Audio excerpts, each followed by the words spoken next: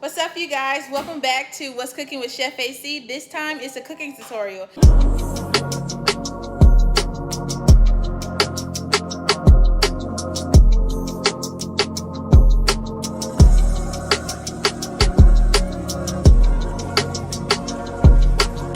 So I will be making lobster bacon rolls with fresh garlic aioli sauce. And we're going to add a little bit of freshness and a little bit of twist to the garlic aioli sauce, so stay tuned.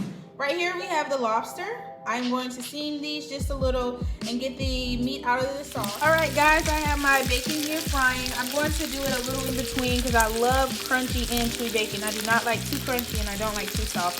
So I'm going to fry that to my preference. If it's your preference to go crunchy, go with it. But I also have my lobster water here coming to a slight boil. I added some Himalayan salt, and I'm going to add the lobsters and cook them for about 3 minutes like I said before. The best rule of thumb is to cook them a minute per ounce. And right now, alright guys, I have all of these fresh veggies and fruits to cut. I'm going to chop all of these up, and this is going to go in the lobster roll. So we're going to have a few fresh veggies. This is dill, these are chives, this is shallots, garlic, celery, and of course lemon. We're going to have some citrus flavor in there, and I'm going to chop all this up and I'll come back after that. As I chopped up all of my veggie and my fruits, the garlic will be sauteed and the shallots will be sauteed, the celery and the dill and the chives and the lemon will be added at the end, but right before I put it in the lobster. I'm going to go ahead and add the lobster to the steaming water. I'm going to boil these. A good rule of thumb to know if the lobster is completely done is once it starts to boil and it will form into a ball like this.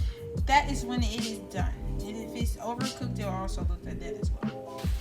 Alright, so since the lobster is finished, I'm going to cut a vertical line down the middle of this, and I'm also going to cut a line down here, down the middle of this, and I'm just going to open it up and take the meat out, and then I'll chop it up.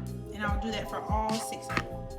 I have assembled all of the lobster. I'm going to finish chopping it up. But while that is going on, I'm going to do the garlic and the shallots and saute them in some olive oil. And then I'm going to make the Dijonnaise sauce for the lobster rolls. And I'm going to use the lemons for that as well. These will be added afterwards, like I stated before. As I went ahead and started on the Dijonnaise sauce, I have all of my components right here. Then I'm going to add the shallots and garlic at the end.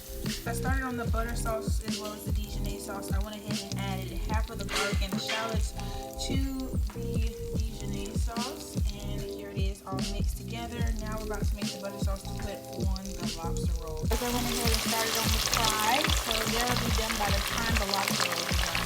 And my butter sauce is almost done. I'm going to go ahead and start on the seasoning for the butter sauce.